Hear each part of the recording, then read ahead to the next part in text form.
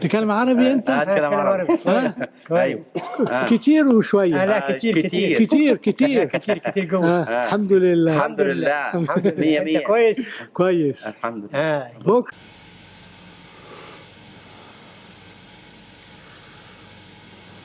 Je suis à Hurghada, dans un hôtel. Je suis en train de faire ma sieste. Oui, une sieste. Bien méritée. Après une journée de farniente sous le soleil égyptien, quelques petits plongeons dans la mer Rouge, une mer merveilleuse, pleine de poissons tigrés. En bref, je ne vais pas vous faire pas un serment,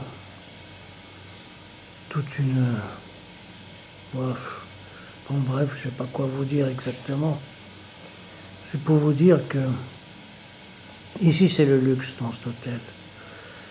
Un 5 étoiles, bien qu'en réalité, un 5 étoiles égyptien, c'est pas un 5 étoiles européen. Il y a une petite différence.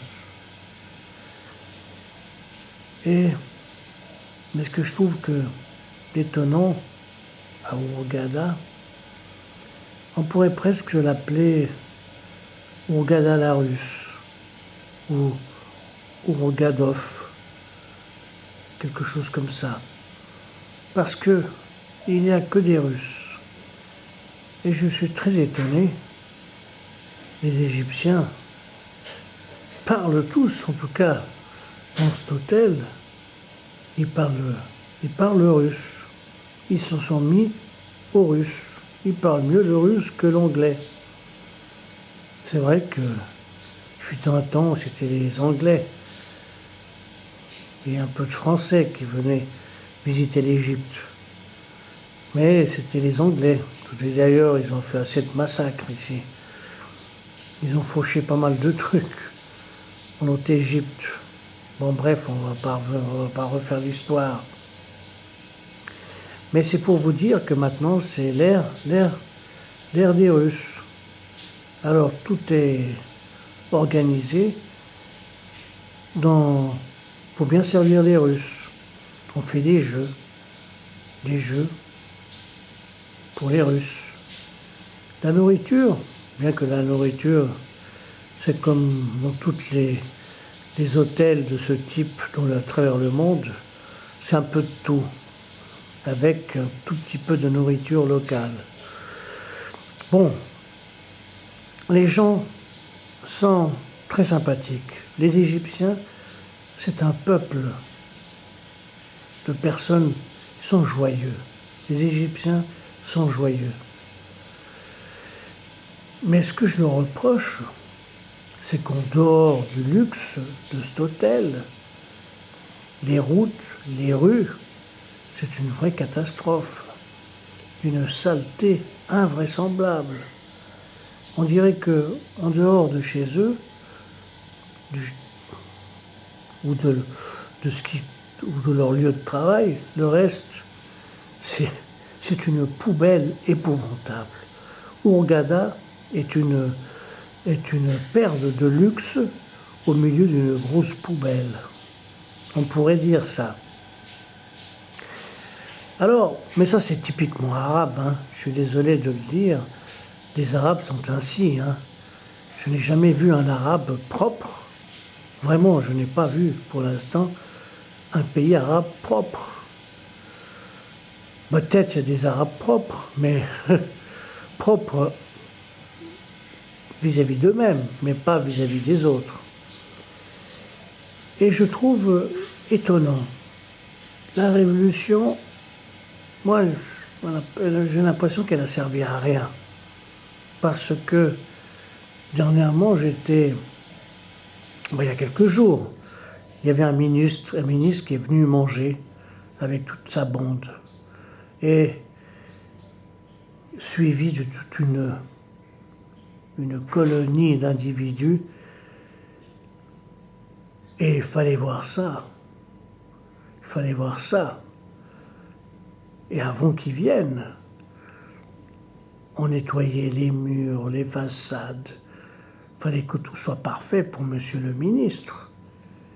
Alors je me suis dit, mais c'est quoi cette révolution? C'est où ces jeunes qui ont fait la révolution? C'est les vieux pachydermes, comme d'habitude, qui se sont installés, qui ont pris la place d'autres pachydermes. C'est, en somme, une révolution de nos jours. C'est, allez, la jeunesse, cassez-vous la gueule,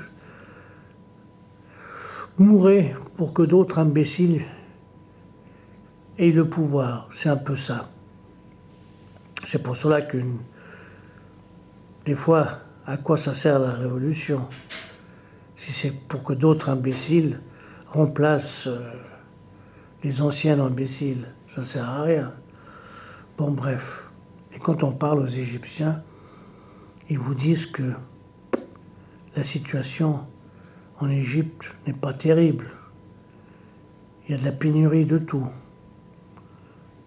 L'autre jour, nous sommes allés dans le désert, non, excusez-moi, à Luxor, et pour pouvoir revenir, il fallait des bidons d'essence. Le chauffeur a dû marchander, il a dû essayer de faire tout un détour pour récupérer le 3e bidon qui nous a servi de revenir au point de départ. Donc c'est vrai qu'il manque un peu de tout. Il paraît que c'est un peu la crise. Bon, vous me direz, après la Révolution, hein, on ne casse pas d'œufs sans... non, on ne casse pas d'œufs si on veut faire une omelette. Oui, je suis un peu fatigué par le soleil. Et puis, j'ai pas envie d'être sérieux dans cet univers où rien n'est sérieux. Le monde n'est pas très sérieux. Je vois que la jeunesse se tue pour la liberté. Mais qu'est-ce que la liberté, finalement? Laisser la place à d'autres salauds? Mais c'est pas la liberté. C'est se faire avoir une deuxième fois. Et dire que je suis né dans ce pays. Dans ce pays. Et je suis venu avec ma chère épouse après la Révolution. Après la Révolution. Comme si l'Égypte avait complètement été transformée. Malheureusement, le pauvre reste pauvre, le riche reste riche. Il y a toujours des privilèges comme partout, des esclaves comme toujours et comme partout. On voit le pauvre petit Égyptien qui balaye pour 3 fois rien, qui se tue au travail, est à les pachydermes. Ce que j'appelle les pachydermes, les pachas, tous ces gens-là, qui n'en foutent pas une et qui ramassent les sous, qui ramassent les commissions, qui ramassent tout. Il paraît qu'il y a pas mal de corruption, comme toujours, il y a eu pas mal de corruption ici en Égypte. Mais actuellement, c'est encore pire, parce qu'il y a beaucoup de pénuries. Il paraît que le gaz a énormément augmenté. Le gaz de 10 livres la bonbonne, elle coûte, je crois, ou de 5 livres la bonbonne, on la paye maintenant 50 livres, ce qui représente environ $10. Et c'est énorme pour les Égyptiens. Voilà, donc c'est un pays merveilleux au point de vue climat. Quand on aime les climats chauds comme moi, bien entendu, pour s'y baigner, ça c'est fabuleux pour ça. Mais pour le reste du temps, y vivre, c'est un peu pénible pour ceux qui ont été habitués à l'Europe, au bien-être, aux facilités, à la justice, à tout ce qui est impeccable. Car ici, le mot impeccable n'est pas égyptien, malheureusement. Voilà ce que j'ai à dire pour aujourd'hui, à la veille de de mon départ, de notre départ. Derrière, l'objectif, c'est ma chère épouse qui me filme. Je l'ai initiée un peu à la caméra. J'espère qu'elle m'a cadré d'une façon tout à fait bien cadrée, ce que je voulais dire. Voilà, j'arrête pour aujourd'hui.